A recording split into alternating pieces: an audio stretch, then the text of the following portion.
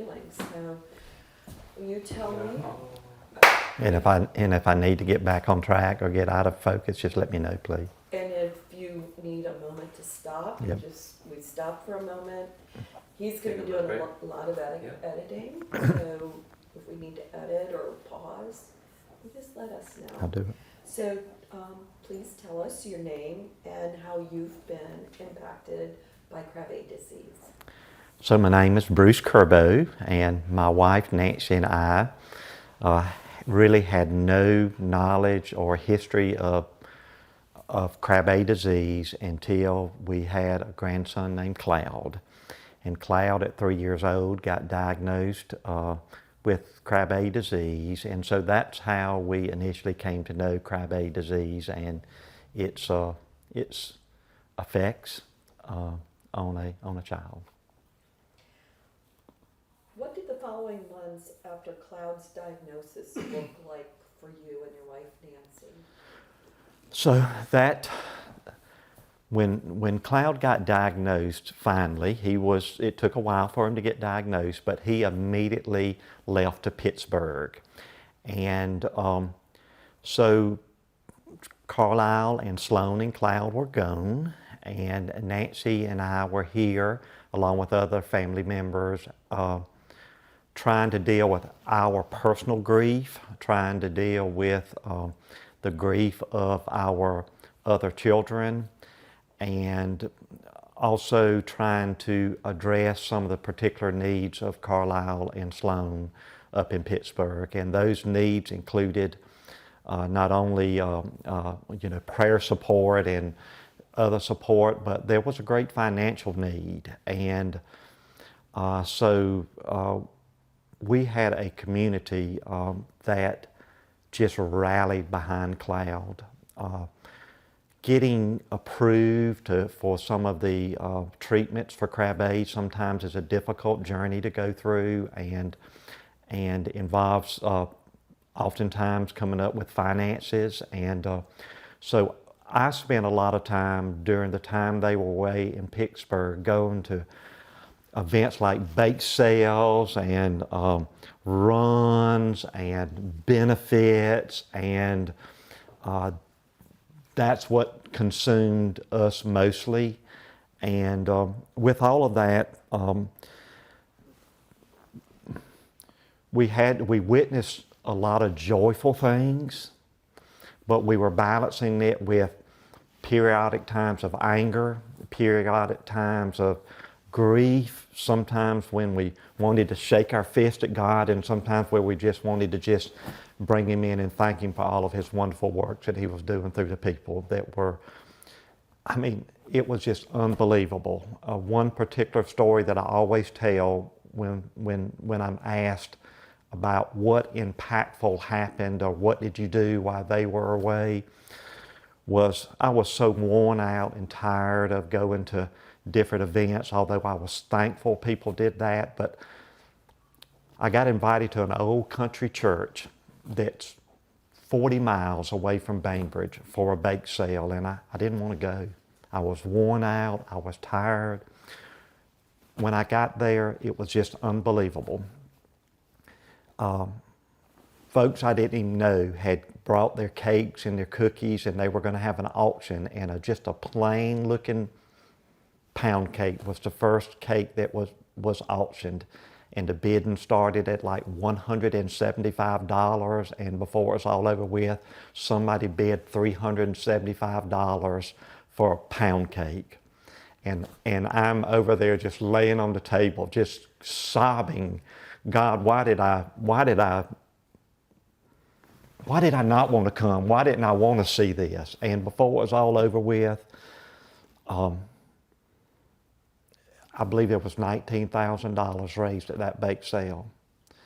And I got to see that joy because I went to a lot of events, and I tried to pass it along to Sloan and Carlisle, but they're up there in the middle of a fight, fighting for that little boy's life. Up in Pittsburgh is where he was transplanted, and those who have not experienced a transplant there are several emotions going on. You need to get that transplant done as soon as possible, especially when you have a symptomatic child. When Cloud was first diagnosed, he was a walking child. He was ambulatory in all ways, and it jumped on him so fast that he began to lose his ability to walk and other things. So we're wanting this transplant to be completed as quick as possible.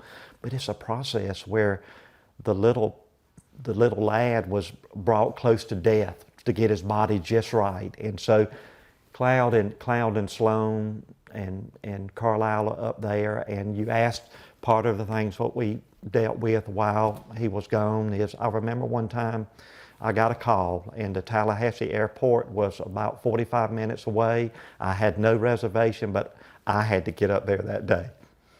And so I'm driving, making a reservation with my other finger, and I've got I didn't know you could not do this, but I had my flashing lights on, and the next thing I knew, I got pulled over by two cops that drew their weapons and told me to jump out of the car.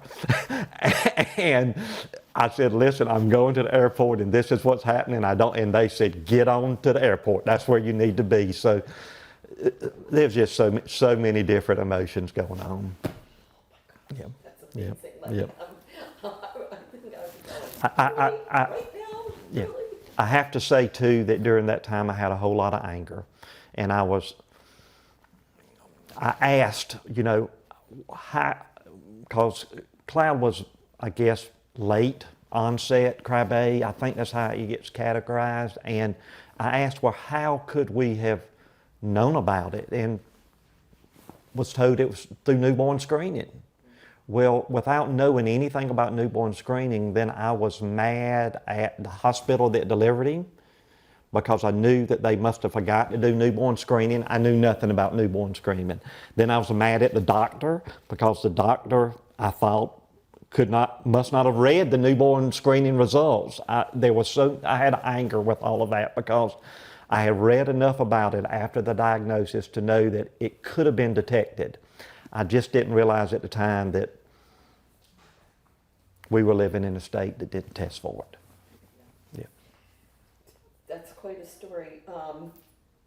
So, let me see. I almost kind of want to stay on that topic about newborn screening and kind of briefly walk us through how you made it your mission to put Cove's law into Georgia. So, if you'll explain, kind of carry on here, where you explain, because you didn't know anything about newborn screening, yes. but the state didn't screen, and then you found out about this Cove's law. So you'll mention that, yes. and then explain that journey. So one of the things I learned after Cloud's diagnosis is that Georgia did not have Krabbe or some other leukodystrophies, if I pronounce that right, on their newborn screening list. And I set out to figure out why we didn't have it. And I learned that there had been an attempt before called Cove's Law. And Cove's Law was named after a wonderful, beautiful little girl that came down with Krabbe, and her family began to advocate with their local legislator and got a bill introduced into the Georgia legislature that would have required newborn screening for Krabbe in Georgia. Well, like bills often do, it got caught up in politics. And the politics ended up with that legislation being changed in such a way that what came out of it and what was finally passed is that parents in Georgia, if they asked to be tested for Krabbe, then the physician or the hospital was obligated to tell them about some of the organizations that might be able to supply them with a test, and some of the literature about some of those organizations. And when I learned that the effort of Cove's Law had had been polluted by the politics, because let's face it, the doctors that routinely deal with newborns, most of them are not familiar with Krabbe. The hospitals are not familiar with Krabbe. And parents like Cloud's parents, Carlisle and Sloan, they don't have the knowledge to ask that their child be tested for Krabbe because they've never heard of Krabbe. So that, of course, got me personally very angry that we parents and grandparents and family members already have enough guilt associated with disease and what they could have done, and you're going to put on them the guilt of not knowing to ask that question when nobody else would know to ask that question. So what started off very good and such a wonderful effort by Cove's parents and grandparents got polluted by politics. And that led me to make it my goal, and my goal to move as fast as possible to get Krabbe on the newborn screening panel in Georgia. So how did you do that? Well, so first I did a lot of reading, and I found out that there were advanced tests, second tier testing, sometimes tied to cytosine, or I never pronounce these words right, but very advanced, that had made great strides in getting rid of the false positives with the traditional Krabbe testing. I learned that. And then I learned of something called the RUSP, R-U-S-P, I believe, recommended newborn screening panel, something like that. And believe it or not, 10 or 12 years ago, Krabbe had been nominated, and the federal committee did not put it on the panel. But they gave a very good letter as to why they did not put it on the panel. And I began to understand that the current research had addressed all their concerns. The doctor who delivered Carlisle, Cloud's dad, some would say coincidentally, I would say God had laid the groundwork, was in the Georgia Senate, and he was in charge of the health committees with the Georgia Senate. So, and he was a personal friend of ours. We vacationed with he and his wife, and I partnered with him immediately. And we took a little different approach. What we did is decided that we were going to go through the proper channels with the Georgia Advisory Committee for newborn screening, and with no knowledge other than the knowledge that I had obtained in my own research, I ordered the packet, or obtained the packet that I had to fill out to nominate it. And it wanted all this technical stuff that I was not equipped to have. So I filled it out as best I could. But I decided to tell Cloud's story, because I knew if I could tell Cloud's story that I could get somebody's attention. So in my nominating packet, I embedded videos of Cloud when he was perfectly healthy, doing 3-year-old things. And then I padded it with some of the consequences where he was ravaged by Krabbe. And I packaged it with all the newborn screening research that I could put my hands on that addressed some of those earlier concerns, and I sent it and I begged them to take it up. And by God, they did. And so when the day came for us to appear before that, had the doctor next to me. I had my family there. I had the science there.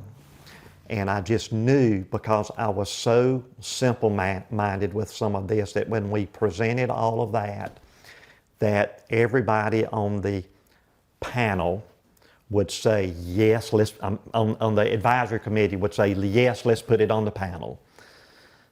But they didn't. I had the legislator there, Dean, who stood up and said, listen, I've got the money. I can get the money in the science is there. I can get the money.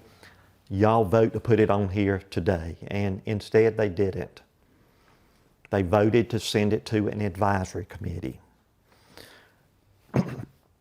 And there was actually some opposition to it even going to the advisory committee by some of the people who were not schooled in the new research.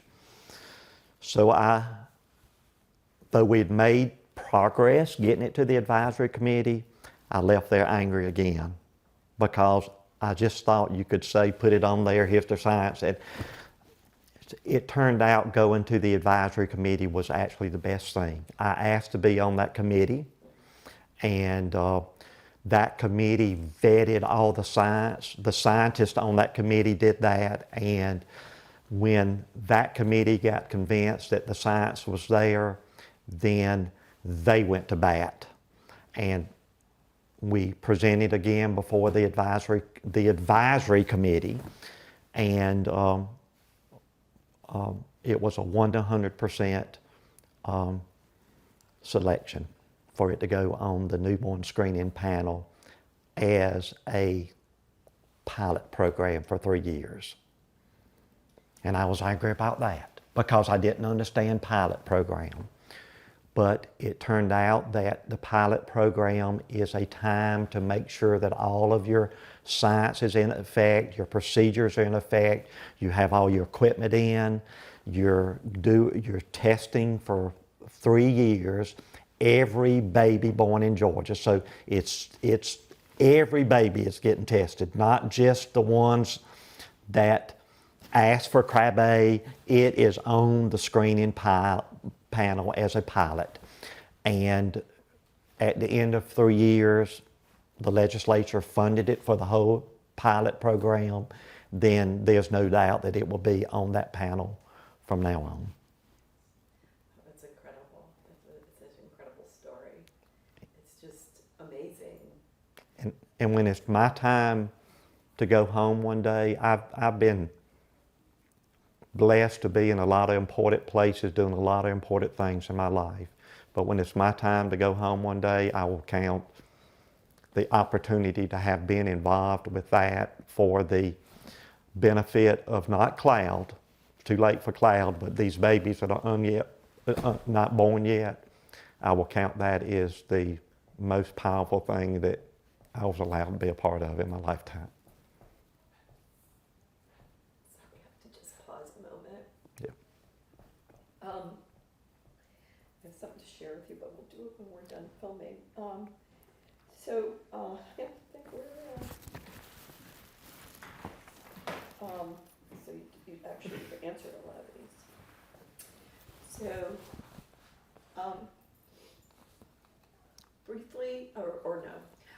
So I know your son, Carlisle, is very proud of you and the efforts that you have done on behalf of all the other families that'll have children born in the state of Georgia and that may be impacted by Krabbe disease. Tell us what it means to you to see those efforts to come to fruition through the pilot study. You kind of actually expressed that, because when your day comes to go home, it will be one of the greatest things you ever did. But what other feelings or thoughts do you have about that? So Krabbe, in a lot of ways, is a dream destroyer. And listen, there are many other conditions and many other diseases that are dream destroyers.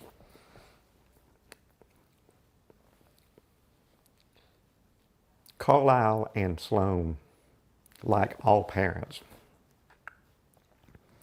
had so many plans for Cloud and how they would interact and grow as a family. They were lucky that Cloud's symptoms did not show up until he was about 3 years old. And the way they showed up, he was just limping at a party. And that led to a musty, sterilized room where they were told by some of the best doctors in the country that it's too late for Cloud and there's nothing that can be done for him. And you take him home and you love him as long as you have him, but his time will be brief. And goodbye. And we loaded up that day in that hospital 4 hours away, and we came home because we knew nothing else was there. And the ride home was hopeless.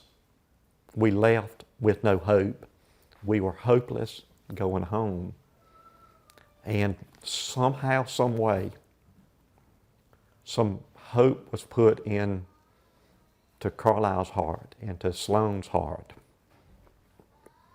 There was a little mention of a Dr. Escalar and a Dr. Kurtzberg, and that they might help you, but your child is already symptomatic. And so the reason I'm speaking of hopelessness and dream killers is, listen, Carlisle loves to play golf. There's so many great pictures we have when Cloud was young, running around on the golf course, hitting the golf ball. We can't do those kind of things anymore. But you know what? If we would have had newborn screening in Georgia, and it would have been discovered at his birth, he could have been transplanted, and his life would be predictably a long and normal life. And so when you're part of any process that will give the hopeless hope, it's just magnificent. And listen, it was a lot of effort on a lot of people's part. I was lucky to play a part of it, but I had people that were supporting me that enabled me to do it. But listen, I didn't do any of the work. Whether you're, and I'm not pushing my thoughts on anybody else, but God opened doors that we had already decided could not be opened, and they wouldn't. We were at dead ends over and over again, and God opened doors for us. And might not have been the life that we imagined, but what joy Cloud has given us. And now, if we can get newborn screening where it needs to be, then we'll be a hope giver to children in Georgia that would not have any hope. And we are a hope giver. And I've recently learned that an effort's been made to get Krabbe on the federal advisory list. That's very important, very important. And thanks to the effort of a lot of people and a lot of organizations, a wonderful presentation has been made, and that nomination is being considered so that maybe one day the outcome of your child is not going to be determined by the zip code you're born in. And that's where so many of these organizations, Krabbe Connect, Hunter's Hope, many others that I just can't, that's the focus of all of that, all of those organizations, and to help families as we work through the very difficult time that we have. And we're just, as a family, as the Cloud family, we're so thankful. And we've learned a lot. We've learned how to balance. Listen, I have other grandchildren. I have other children, and I've picked up some tools from some of these organizations that have helped me try to balance my time and my efforts with my other children and my other grandchildren who sometimes justifiably feel like they've been slighted, you know, in the time and effort that we give to Cloud. And that's understandable, you know, because it's something new that nobody knows how to navigate through, Yeah. right? You navigate it as you go, and you know, but it's teaching them too. Yes. Cloud will be a teacher, Yeah. and will be teaching his cousins and his aunts and uncles, and he'll be teaching everybody. You'll learn so much. It's actually amazing. So I don't have any more questions for you. I don't know. You've shared some really wonderful and profound things, and what I'd like to do is have you just stay seated here for a moment and bring in the rest of your family, because I have something I'd like to share with you. So, I'm gonna cry now. So, what you've done for the Krabbe community is out of the love of a grandparent, and will have the impact that will be amazing to every child born in this state of Georgia. And Krabbe Connect would like to recognize those efforts this year at our gala in August in Minnesota and honor you with the Community Advocate Award for your dedication and outstanding efforts that you've done for every child forever. Like, once this law is passed the pilot program, that'll always be a test for the thousands and thousands and thousands of children that are born in this state. So we want to recognize those efforts with an award, and we'll be presenting that to you if you would attend our gala in person, and if not, we'll mail it to you and get some shots of you with it. But we would love to have you and Nancy attend our gala and honor you, and we invite your family to go, and Krabbe Connect will pay for you to come, and your travel expenses, and just, we would love for you to accept that award. So Well, that's just absolutely awesome. It's awesome, and I thank you for it. And, you know, it goes without saying, none of this was done for any type of personal recognition or honor. It was done for children, and to glorify what God can do if we'll just get out of the way and be, I say get out of the way, if we'll hear, we'll partner with Him, and He'll get us in the right place at the right time. And at the same time, we have to recognize we had such a support group, a support a family, a support community, and there are many, many people, as you know, that don't have any of that. They have nothing. They have nothing.